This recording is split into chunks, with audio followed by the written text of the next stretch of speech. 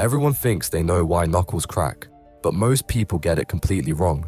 Here's what's really happening inside your joints. It's not your bones rubbing together like most people think. That would actually be pretty painful. Step 1. Your joints are filled with a special fluid called synovial fluid that keeps everything smooth and lubricated, just like oil in a car engine. Step 2.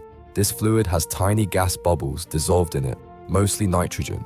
When you pull or twist your knuckle, you suddenly stretch the joint space apart.